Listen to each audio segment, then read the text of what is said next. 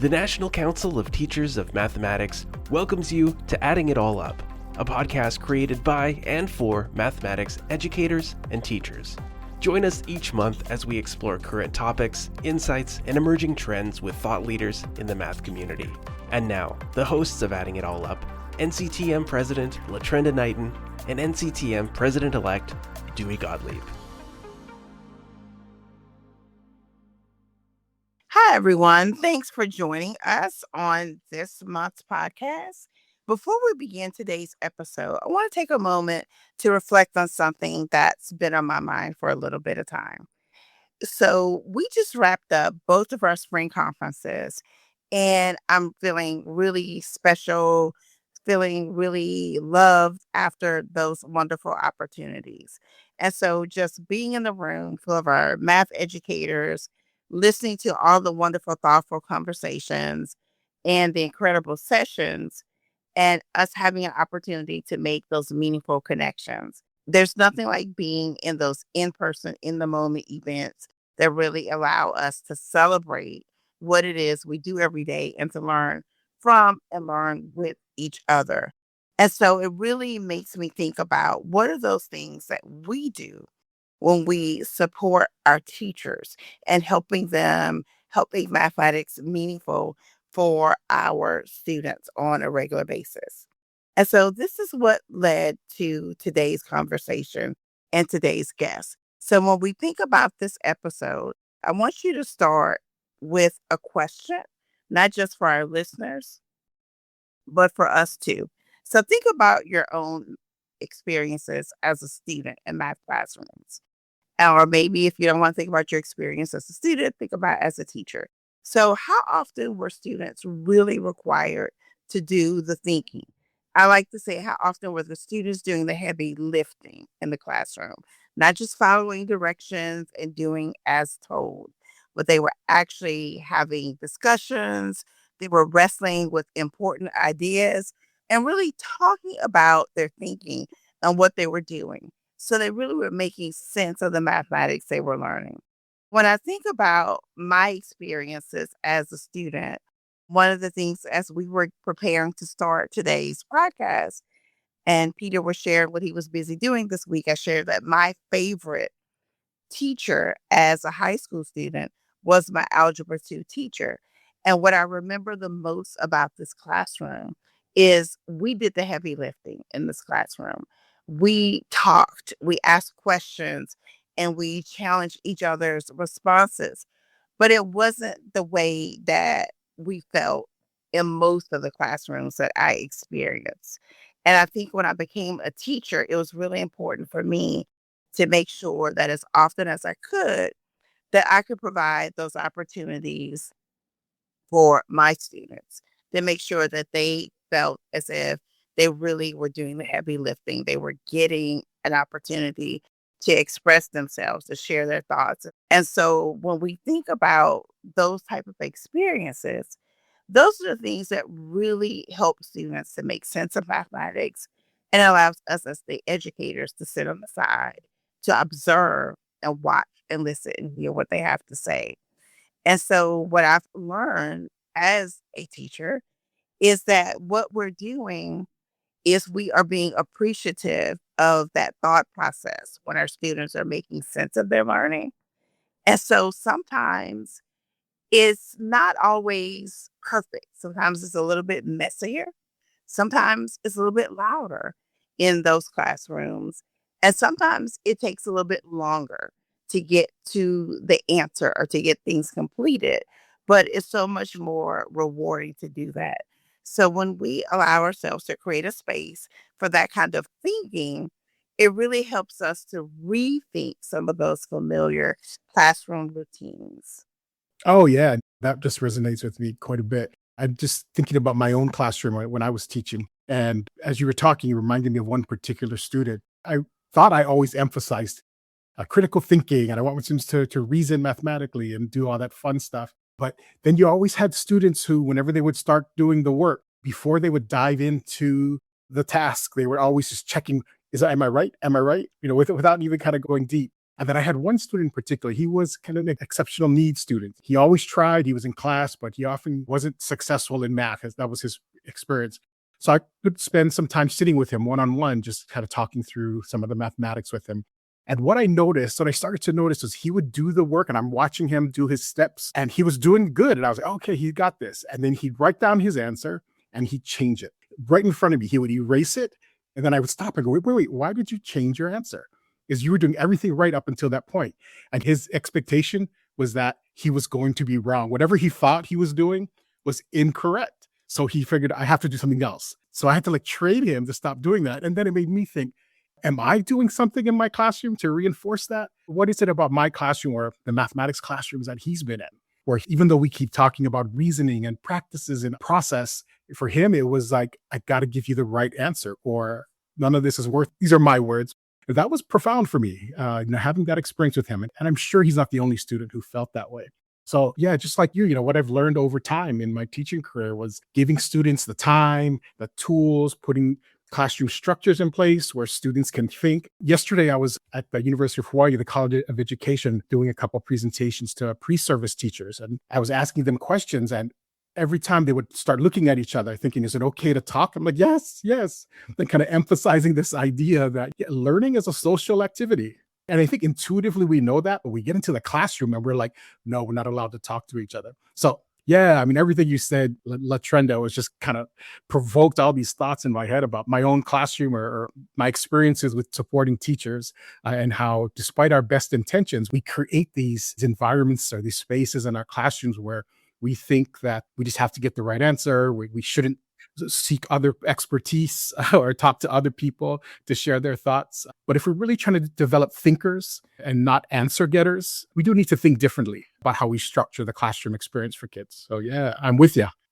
Thank you for sharing those experiences. That's why it's so wonderful for us to have those opportunities to network with each other and share our stories and learn from each other.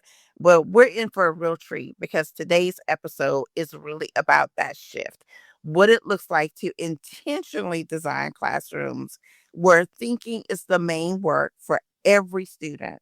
And I love that it's across all grade levels. So it's not just for secondary, not just for middle school. We're really embracing and celebrating that all students are thinkers and doers and can do mathematics. So we are so excited to be joined by Peter Liljedahl, whose research and writing on building thinking classrooms has influenced educators around the world.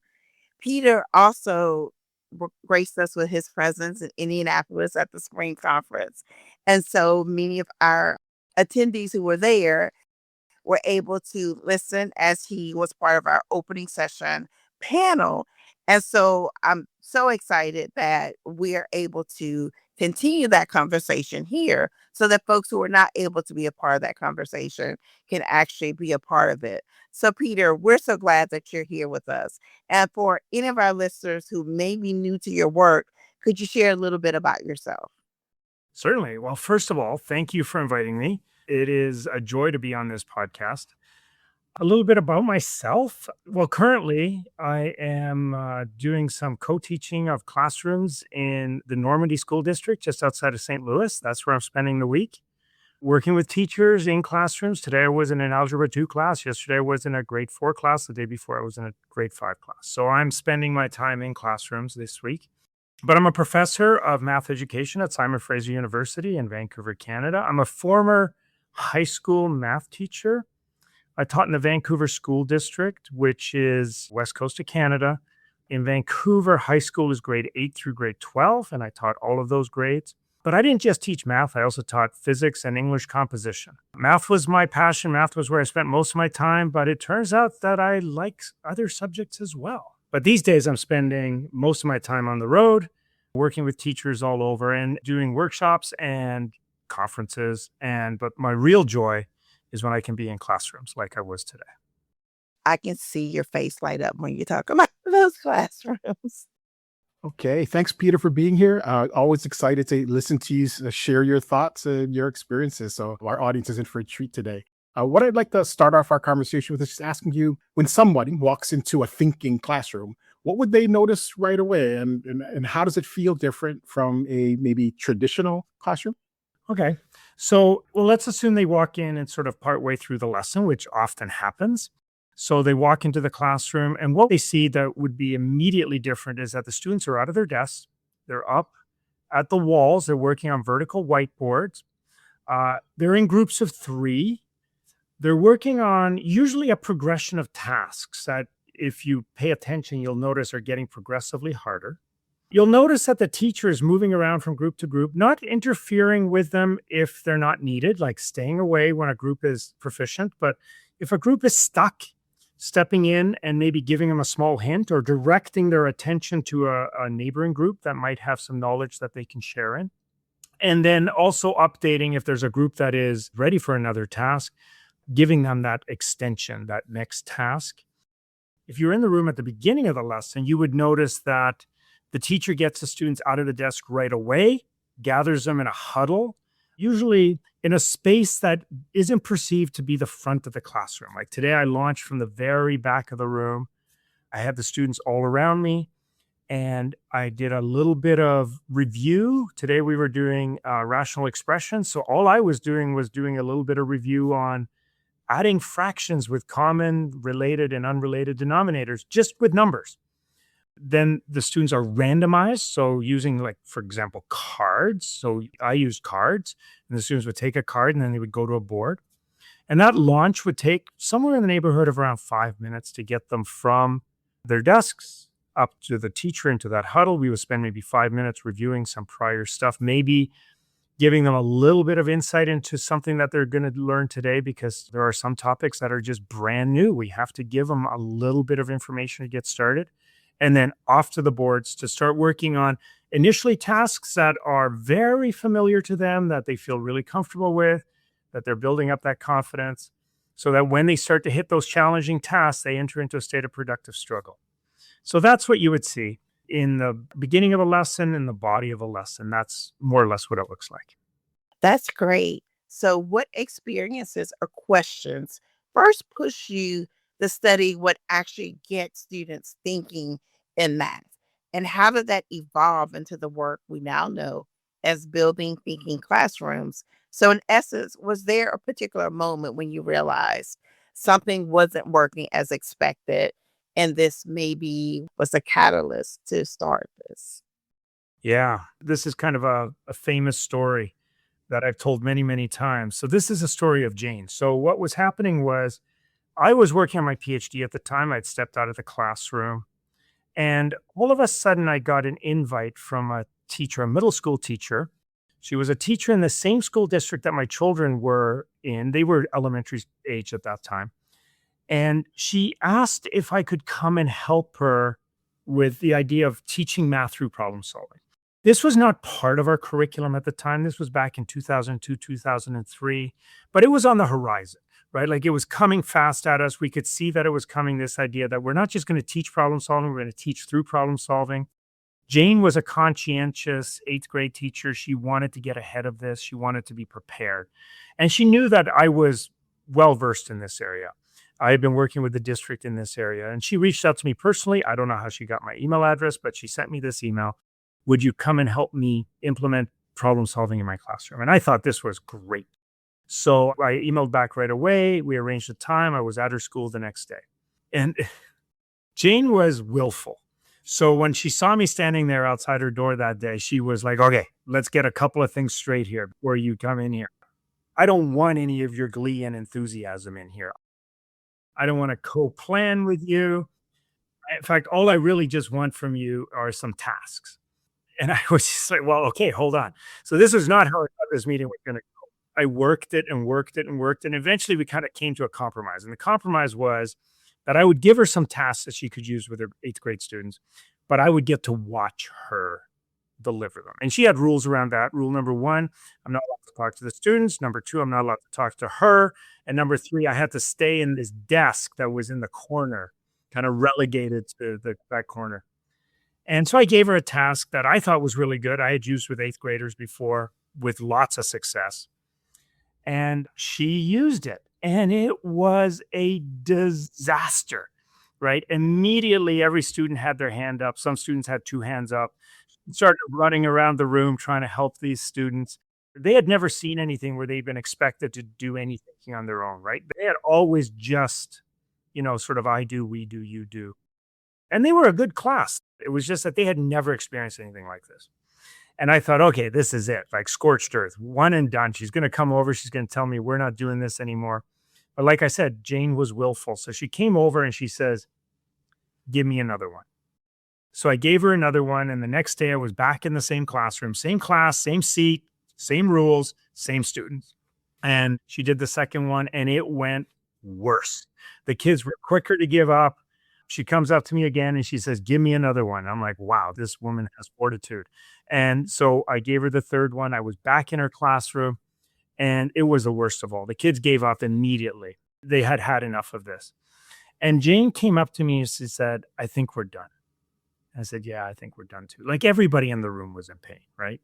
But I said, I'm here. Is it okay if I just stay and just watch some of your regular teaching? Because I'd only been here for these 3 lessons. She goes, yeah, whatever. You know the rules. So I sat in that desk, what turned out to be 3 days, watching her teach for 3 days. The same students had been in the classroom when I had been there, where it was an 8th grade class. So the students were leaving, new students were coming, right? And I would watch her teach. And it was on the 3rd day that I was struck with this epiphany, that in all the time I had been watching her teach all of these lessons for 3 days, not once had I seen her do anything that required the students to think. And it was kind of like a bolt of lightning, right? Like, wow, I just realized that was missing. And I knew this was a problem, right? Thinking is a necessary precursor to learning. If students are not thinking, they're not learning. But, we're so accustomed to thinking about teaching as what it is that we do that we get to think about what the students are doing. And I don't want to say Jane was a bad teacher. She was an amazing teacher in every other way, right? She knew her content. She knew her kids. She cared about the kids. She cared that the kids got through the content. No one was falling through the cracks. The students loved her. Parents loved her. Her colleagues respected her. There was all of this stuff was positive, but there was nothing happening here around thinking. So I wondered if this was a uniquely Jane problem. So I left her classroom and I visited several classrooms in the same building and I saw the same thing. And then I went on this journey where I visited 40 different classrooms in 40 different schools, and I saw the same thing everywhere. And this was the precipitating event, right? This realization that students are not thinking, not really knowing what I was going to do about that, but just recognizing that this is a problem. And then the first research question that came out of that was, well, can I document this in some way? Can I actually turn this into data? And also the question of if they're not thinking, what is it that they're doing? So I spent months just researching those questions in some of these classrooms. And that's where it revealed that what the students were primarily doing was mimicking. There was some stalling and slacking and faking, but by and large, 50% of the students were mimicking. 80% of the students were doing no productive thinking at all. And when I say that, I mean the kind of thinking we know students need to do in order to continue to be successful in math. And then my next question became, so what do we do about this? And part of that, what do we do about it, actually extended into a really careful looking of the status quo of classrooms. Because at some point I had to break a lesson. A lesson is a complex construct, right? There is so much going on. There are so many people. There are so many things that are happening. There's so many interactions. There's so much intention. I couldn't look at a classroom as a whole. I had to break it into variables. I broke it into 14 variables. Things like, what does a launch look like?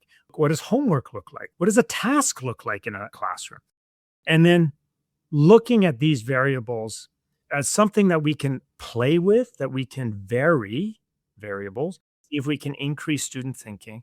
But not only that, could I use this as a moment in a lesson to study the status quo? And how is this particular enactment of this variable, the normative enactment, actually contributing to whether students are thinking or not?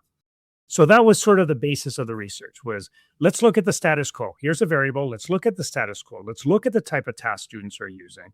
Is it contributing to student thinking, or is it actually contributing to a cultural norm of not thinking? Then, okay, Once we know, let's start playing with it. Let's vary it, see if we can increase the amount of thinking against the baseline data. That was building thinking classrooms, and that kind of occupied me for 15 years after that. So we have Jane to thank for getting you started on this journey. Thank you, Jane. And Jane eventually taught two of my children. And like I said, my children loved her. She was an amazing teacher in every way, but she was caught in this normative structure. It wasn't Jane who walked into those classrooms and said, this is how I'm going to teach. This was institutionally normative structures that had sort of almost been embedded within the very structure of teaching, but also pushed onto her in all the way from teacher education to teacher evaluation to what was expected of her by colleagues and administration and students and parents, right? Jane was just fitting into that institutionally normative structure.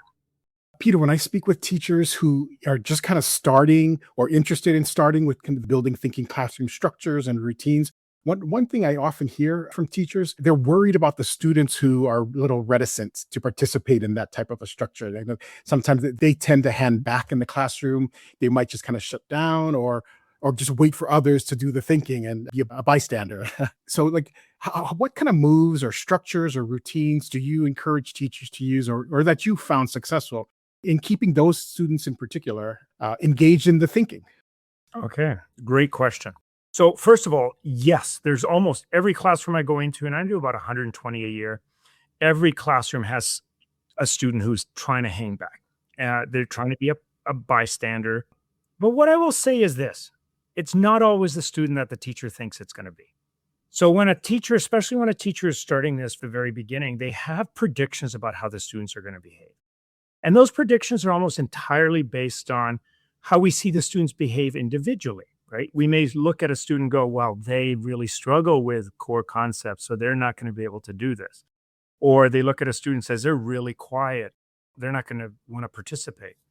And then you launch and all of a sudden they're the ones with the big voice or all the ideas. And it turns out that this student may actually be struggling with some of the core concept, but it turns out they're a great thinker, right? So we're always going to have these students who are trying to opt out or to be a passenger. And it could be emotional. It could be ego defensive. It could be they're just not following along with the math. There could be lots of reasons for it. We never let that slide. And we're not going to try to make anybody uncomfortable here. But what we're trying to do in a thinking classroom is make sure that everybody is participating. And there's a couple of strategies that we use for this. The first one has to do with how we start an activity. Whenever I start an activity, the metaphor we use is that we want to back up the train far enough into the station for all our students to get on the train, right? And then we leave the station. And now my job as a teacher is just to keep everybody on the train, which is a lot better than pulling out of the station with 2 kids in the snack bar and 3 in the restroom and 4 on the wrong platform. Because now I got 20 students on the train. I got 9 back at the station causing all sorts of problems, right? So the very first thing that we want to make sure that we get everybody on the train, which means that when I launch the task, I'm going to launch at a level that everybody can participate in. So one of the reasons students want to opt out is that they don't understand what's going on. Well, we can solve that by just backing way up. So today I was in an Algebra 2 class. These are 11th and 12th graders. The launch started with 4th grade standards. The very first question we did together in the launch was 1/5 plus 3/5. That's where we started. We backed the train all the way up, and we were working at 4th and 5th grade standards in the launch. Let's make sure everybody's on the train. And then whatever I wrote down in that launch, we left up on the wall so groups could refer back to it. So that's step 1. Let's make sure everybody's on the train. We're going to back way up. We're going to get everybody on now, but this is a bullet train, right? So we tore deep into simplifying rational expressions in Algebra 2 today. But you can't do that unless they have the foundational competency, the competency with those basic adding fractions with common denominators, related denominators, different denominators. So that's step 1. Step 2 is we now have to make sure that the groups are working collaboratively and not turn taking. One of the things, and this has been my big agenda since September, one of the things that we find in classrooms all the time where students are being put into groups, and it doesn't have to be a thinking classrooms, but it could be any group work where they're working through a series of tasks, is that the students engage in turn taking. And what's even more interesting is that the vast majority of students think that turn taking is collaborating. And it's not. Turn taking is where one student does the work and the other two wait. And then one of the others gets a turn and then the others wait. And on a good day, what are the other two doing? They're doing nothing. That's on a good day. On a bad day, they're up to all sorts of problems, right? They're visiting their friend, they're playing on their phone. They may be talking to each other, but not about the math that they're doing. We need to shift this group away from turn taking to collaborating. And we have very specific strategies for doing this. This is chapter 12 in my book. And we use a single indicator rubric that we put up on the board right on day one. Turn taking's at the left end, collaborating's at the right end. We want to see collaborating. We don't want to see turn taking. And we're going to interrupt these groups and this behavior constantly throughout the lesson. And we do it by having them self-evaluate on this single indicator rubric, how they're doing. And then we're marking that rubric, and then we're talking to them about how they're going to improve. Like, how are you going to improve at this? And if you go to the BTC Building Thinking Classroom YouTube channel, we have a whole video, like a little mini course on how to do this. So that's number two. So number one, back up the train. Number two, we're going to work hard at transforming these groups from turn takers to collaborators. Because the minute they start collaborating, and real collaboration doesn't actually begin until students care as much about their partner's learning as their own learning. So we gotta get them to start caring about each other. And now they're taking care of each other. And that's a much safer space for students to be in. And they feel a part of this, right? And I had, for example, I was in a lesson recently where I had the students point at the arrow and self-evaluate. And two of the students are like, oh, we're killing it. We're over here on collaborating. But one of them, who was obviously being left out, was pointing at the other end. And it's like, okay, so what are we going to do in this group to improve at this? And then the other two start to realize, oh yeah, we have to be more inclusive. We have to talk to so-and-so. These are really important moves to make. The third move is now we're going to customize the experience for some students. If there is a student who's hanging back because they really are lost, I may pull them back. I may do a little bit of direct instruction with that student, get them caught up, get them back on the train, put them back in the group. I may, if there's someone who's feeling a lot of anxiety, I might step in there and say, hey, listen, your job today is just to watch what the group is doing and then come and tell me what they're doing. I'm going to ask you to stay here for 5 minutes and watch. No one gets to opt out. But we're trying to work on, let's get everybody on the train. Now let's get every group to take care of each other. And now I'll differentiate the experience for students who are still struggling here. But over time, what happens is that within a week, within 2 weeks, we got this figured out. We got this fixed. Students are starting to figure out that it's a really safe space to be up at the boards. It's really comfortable to be in the groups. The groups are functional because we're using that self-evaluation on the single indicator rubric. We're not letting anybody slide. We're catching everybody, but we're just not catching everybody the same way.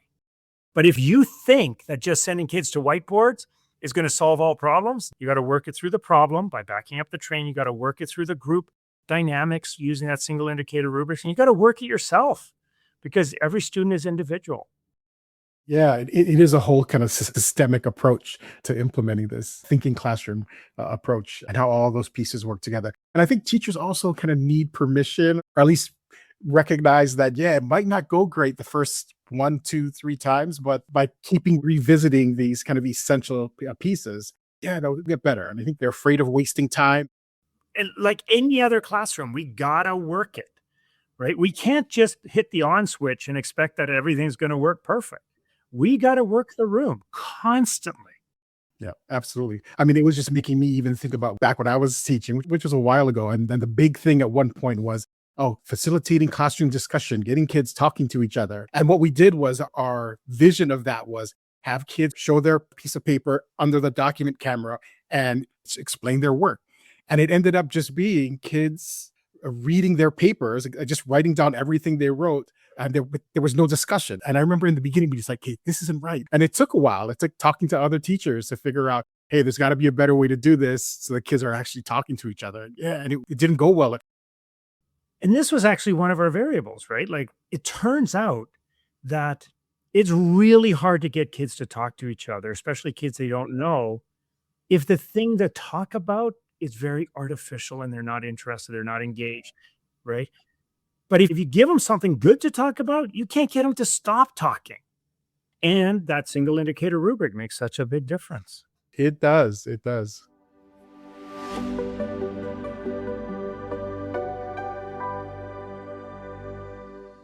Registration is now open for the NCTM 2026 Annual Meeting and Exposition, happening October 28th to 31st in Denver. More than 5,000 math educators will gather around this year's theme, Mathematics for a Changing World, Belonging, Learning, and Leading, to share ideas that will help you thrive, create practical strategies for your classroom, use technology thoughtfully, and strengthen teaching for every student. Come for the ideas, leave with inspiration. Learn more and register at nctm.org/Denver 2026. Peter, one common question from our listeners is how these practices adapt across age groups. So, how does a thinking classroom look different in a second grade room compared to a high school algebra room? And are there specific adjustments teachers should make for younger learners? Yeah, this is such an important question. So, first of all, it's not just by different ages. If I was to teach in 3 Algebra 2 classrooms in a day, I think I would have to adjust for every one of them. Every classroom is its own sort of ecosystem, and it's got its own personality, and you got to be adaptive, and you got to be able to zig when they zag, right? And one of the things we were really drilling in on today was this idea that when I have a good plan for the lesson, I'm nimble and I can adapt easily to the students. But getting back to this question, is there anything specific around age? Yes, there is. You said second grade to Algebra 2. So let's push it back a little further, kindergarten. So we were just talking about this single indicator rubric where we're trying to get students from turn taking to collaborating, right? That's not our goal in kindergarten. When students come to us in kindergarten, they're still playing in parallel. We call it shoulder to shoulder work or side by side work. We're talking to the kids, but they're happy to work beside each other, but they're doing their own thing. And what we're doing is we're trying to work with the students to get them up to turn taking, what we call polite turn taking. We're trying to go from parallel play to polite turn taking. That's our focus in the early years. From day one, we're trying to get there. Now, I've worked with kindergarten teachers where I've been in their classroom in September, and we had 50% of the kids turn taking and 50% collaborating. Like, it can be done if we're paying attention to it. But I've also been in second grade classrooms in April where the students are still playing in parallel because the teachers have not spent time working on this. It's not developing naturally in the students at such a young age. We have to actually put effort into that. So one of the big differences is until you know where your children are, where your students are on that continuum from parallel play to turn taking to collaboration, until you know where they are, we're going to start with groups of 2. So that's K1, 2. We're going to start with groups of 2. Once we are comfortable having them collaborating in groups of 2, we move to groups of 3. So that could happen very quickly, but it could take some effort. But that's one of the big differences. Another big difference is we launch quicker with younger students. We got to get them to the whiteboards faster. They're squirrely, and they're not necessarily paying as close attention as a 9th grader, but we can still get them to the board. So whatever it is we're going to get them to do when we have them in that launch, we're going to be quick. We're going to get them going. And we can't expect that they're going to follow all of the instructions, especially if there's more than one routine. Anybody who works with primary children knows routines are vital. And it's like one routine, let's make it work, let's make it stick. Now we're going to add another routine, make it stick, add another routine, make it stick. And until those routines stick, we have to support the students in following the instructions. They get good at it, but we can't expect them to follow instructions exactly as we do. So we're going to have to support them just on routines way more than we do. And that's not to say we don't use routines with older students. They're just a little quicker to catch on. But other than that, I would say most things work the same. We want to back up the train. We want to give them something they can be successful on early. We want to use that single indicator rubric to move them either from parallel play to turn taking or from turn taking to collaborating. We want to have conversations and interact with them. We want the questions to get progressively harder at a very subtle rate. And we just work the room and we are nimble in what the students are showing us so that we can be responsive. But those are the big ones. I will say there is another big difference because I get to work in primary classrooms a lot. And I don't know why I get to work in primary classrooms a lot. I think either teachers believe, oh, this doesn't work with primary, or they just want to see the tall, redheaded guy in a classroom with little kids to see what that would look like. But either way, I end up in primary classrooms a lot. And one of the things I love about primary classrooms is you can change the mood of a student just with the tone of your voice. Like the student's like, I don't want to work with so and so. And you're like, yes, you do. And it's going to be fun. And they're like, okay. Like that doesn't work with 10th grader. It's just so much fun. They're so playful at the young age. They haven't built up preconceptions of what school needs to be. They love their teacher. They still want to impress their teacher. They do get very close. For anybody who is a high school teacher and you're trying to have your students on their feet for a launch and it feels like they're out in the outer orbit, that's not happening with first graders. The last time I was in a kindergarten class, I had my shoulder blades against the blackboard or the whiteboard. Actually, it was a whiteboard. I had my shoulder blades against the whiteboard. I still had 2 kids behind me. That's how close they were. They shrink wrap you to the board. So those are just differences. You have to be more playful. You have to have a lower sense of personal space. You have to work in this sort of dynamic that they're still learning to collaborate. 9th graders may suck at collaboration, but they're developmentally ready and they know what it is. That's not true of first graders. I think I know why you may spend more time in primary classrooms. Sometimes primary teachers are more risk takers with trying something new and different. And so they may be more eager to have you come and visit to share your knowledge with them, I think. Yeah, that's a really good point. And for anybody, if you want to have a good day, get into a primary classroom. It just re-energizes you. But I also get to be kind of like a grandparent this way. I get to go in for an hour and then I get to go out. So that's probably one of the reasons I have such joy in those classrooms as well. So, Peter, when classrooms genuinely prioritize thinking over speed, correctness, answer getting, how have you noticed a change, or have you noticed a change in students' perception, struggle, or their own math identity, or maybe even just their relationship with mathematics in general? What have you observed about that? So I actually wrote a paper about this, about a story of a particular student who went through this massive identity change in her relationships with mathematics by being in a thinking classroom. And I think, Dewey, you hit on some of the real dichotomies there. Math is fast versus slow. Math is answers versus process, product versus process. Math is performative versus something that we engage in authentically and sort of critically and through enjoyment and so on. There's just so many dichotomies there. And so often we get pushed in the direction of speed and answers and correctness and so on. And I talked about this actually on the panel that Latrenda mentioned in Indianapolis, that this idea that math is both a noun and a verb. It is a noun. It's the things we have to teach, but it's also how we engage in it and how students participate in the activities of mathematics. So the noun is the content, the standards, the things we have to teach them. And then often it becomes the things that we have to assess them on. And then the verbs are how we actually want them to acquire those things through critical thinking, through creative thinking, through collaboration and reasoning and perseverance and productive struggle. These are verbs, right? So what happens when we start prioritizing, I really think that this is the question you're asking, is it's not just about thinking versus answer getting. It's what happens when we prioritize the verbs over the noun. Now, that's just a priority. It doesn't mean we're cutting the nouns out. The nouns are context. We need those in order to be able to approach the verbs. You can't teach students to be critical thinkers if you don't give them something to think about. And you can't ask them to be reasoning unless you give them something to reason about. So these things are in a symbiotic relationship. We need them both. But for so often we've prioritized nouns.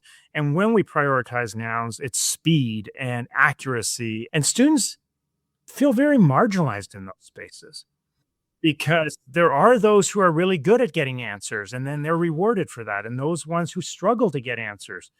But when we shift to these processes, and even a process like collaborating versus turn taking, right? Everybody can work on that. And nobody can be successful on it on their own. You cannot be a great collaborator unless you have a group of students to collaborate with.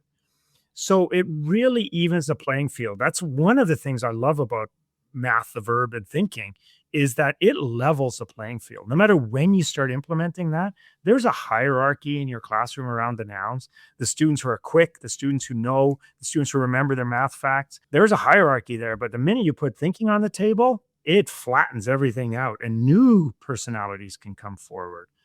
And students actually start to see themselves in this way, that they can be successful in this space and that they can bring their own personality to it. And it starts to shift their identity. They start to see themselves as someone who can reason, who can think, who can persevere, who can productively struggle. They may not be great at remembering their math facts, and they still may take a long time to factor that quadratic, but they can persevere, right? So it's when we start to put priority on the verbs and on how you live those verbs that students can start to not just shift their identity, they get to build a new identity for themselves. Because for many of them, they haven't experienced this before. So it's really transformative for them. I love that. Thank you. Your reframing of my question to think about it in that way, it was so provocative. And I'm going to be thinking about that a lot later. That was a great thought process to send us on, Peter, thinking about that new identity, students seeing themselves differently when they experience math as a verb. So let's think about some of our listeners who are listening to this podcast and they're getting inspired at this moment. They're getting excited. They're thinking about all of the things that they can go back and possibly do differently. And so maybe they want to change their classroom environment starting next week. What's one small, low stakes move they can make that will have the biggest immediate impact on student engagement? All right. So you're not going to like the answer to this question because there is no small thing that we can do with thinking classrooms. But the part I want to really focus on to begin with is next week.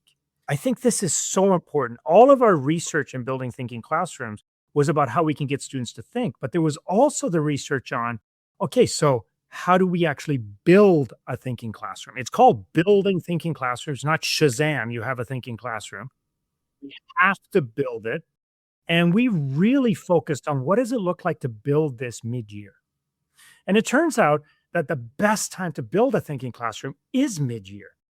I know as teachers, we save up our learning, we hoard it, and then we're going to unleash it at the beginning of the school year because we know the students are more pliable and they're more flexible at the beginning of the school year. We get to set new routines and new norms.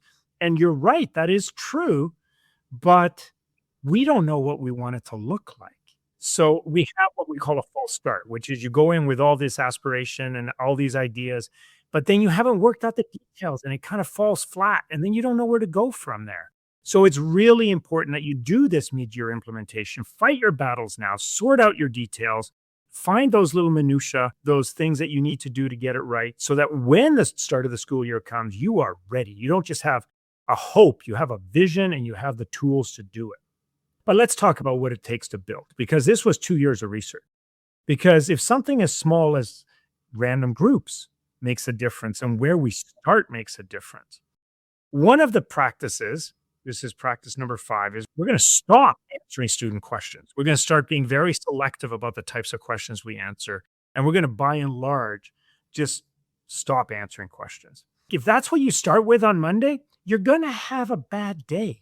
It's not the place to start. So we were really purposeful in trying to understand where is the best starting point. And it turns out that these 14 practices actually organize themselves into what we call 4 toolkits. And they're distributed. The first toolkit has 4 practices in it. The next one has 5. The next one has 3. And the last one has 2. And these have, through data, sorted themselves into these places. And you start with the first toolkit. And when that's up and running, you move to the next toolkit, and so on and so forth. So the 4 practices in the first toolkit are: we want to start with a thinking task. We want to get the students into random groups. We want to get them up onto vertical whiteboards. And we want to start using that single indicator rubric to make sure that they are collaborating, that they're taking care of each other. Okay, so those are the 4 practices in the first toolkit. That's where we start. Now, there are 4 things we know about that first toolkit. Number 1, we have to do all 4 together. So this is what I say, this disappointment. There isn't one easy way to start. We're going to do those 4 things together. And this actually has to do with systems theory. Your classroom is a system. It has developed a culture of its own. It has a rhythm. It has normative structures. And as a system, one of the things we know from systems theory is when you try to change a system, the system will defend itself. And this is why teachers don't want to change things mid-year. They want to do it at the beginning of the year because the system hasn't established itself yet. It hasn't reached a sort of stasis point or balance point. So when you have a system and you try to change a system, the system will defend itself and it'll resist, and the students will push back, the parents will push back, maybe your peers will push back. There'll be pushback. So how do we change a system that has reached that sort of stable point that wants to defend itself?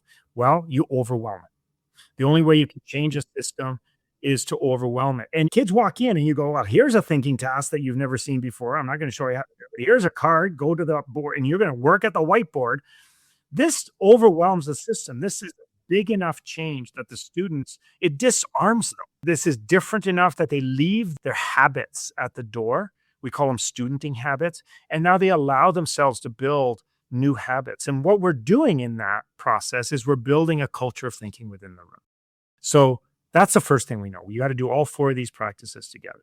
The second thing we know is you have to start with a non-curricular task.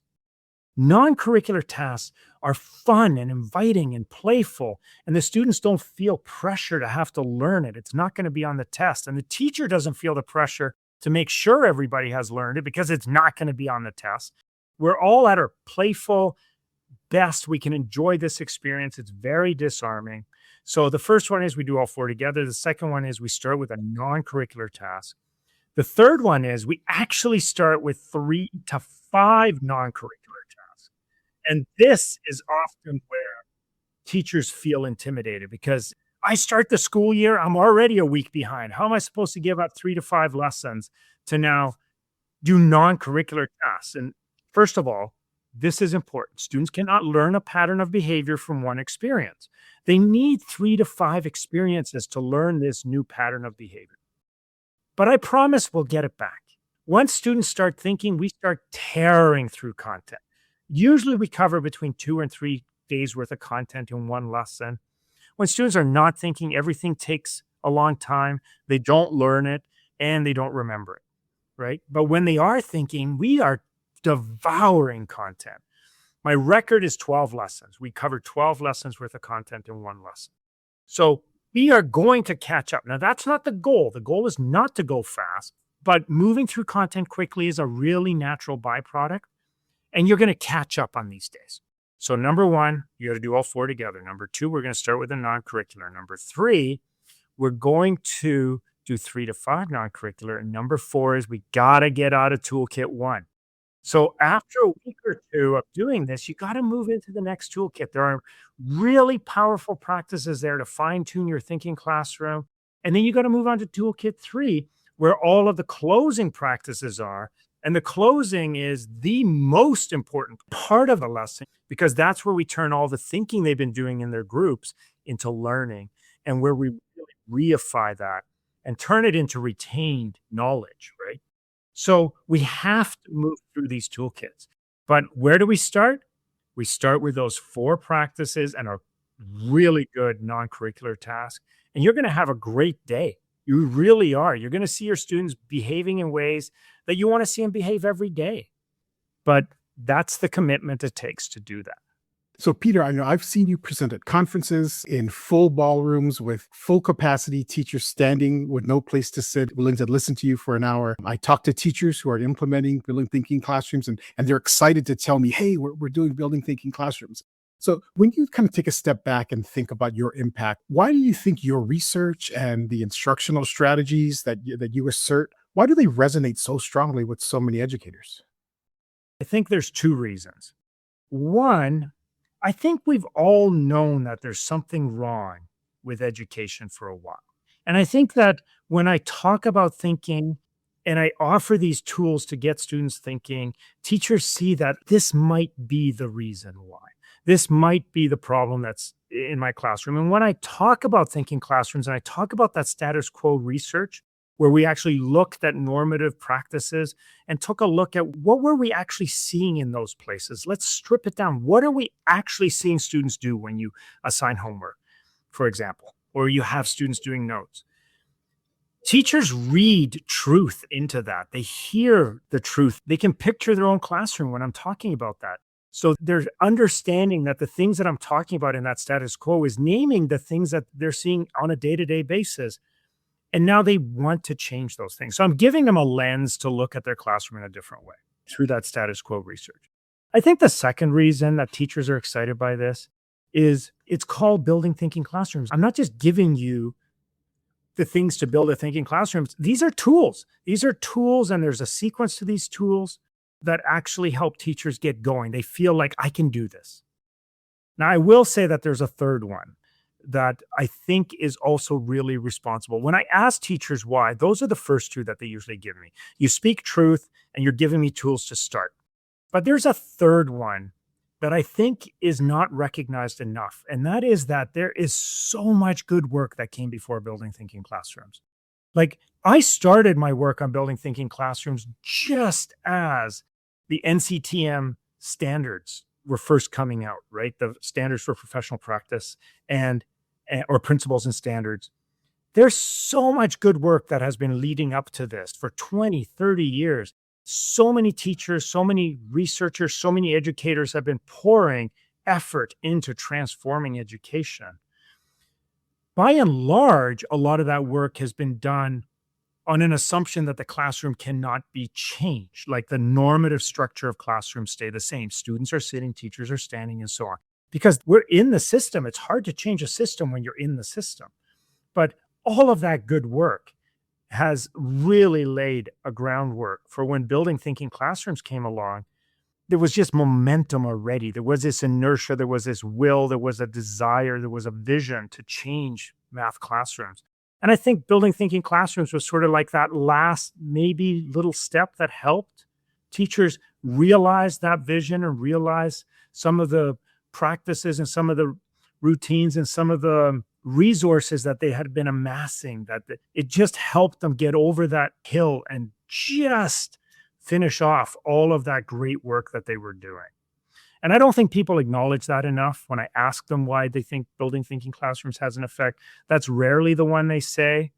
But when I push further and ask more questions, it starts to reveal itself, right? Building thinking classrooms is standing on the shoulder of giants. There's so many good things that came before it, and I have to give credence to that.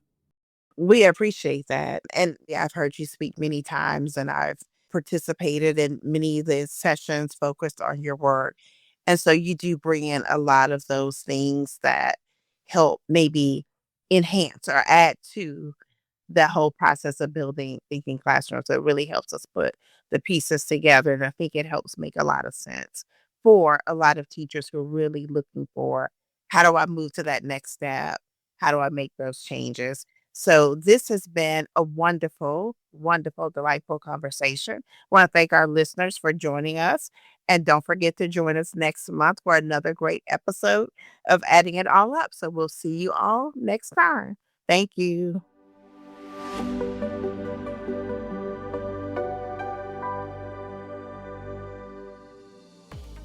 Thank you for listening to this episode of Adding It All Up. At NCTM, we strive to bring you the biggest topics happening in mathematics.